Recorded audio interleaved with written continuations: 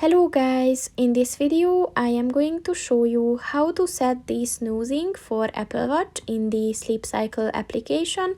But first I just want to mention, don't forget to subscribe to my channel, because at 10,000 subscribers I am going to show you my whole YouTube revenue statistics and growth strategy, as well as how to make money online.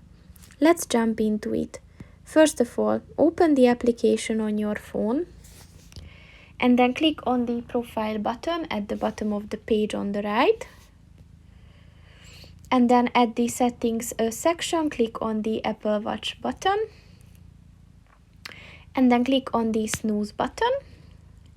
So as you can see, you can set it to intelligent or you can set it to regular. With regular, you have to select the time period for the snooze, or you can just turn it off. So click on the one that you want to use and then it is set. So that's pretty much it for this video, guys. See you in the next one. Goodbye.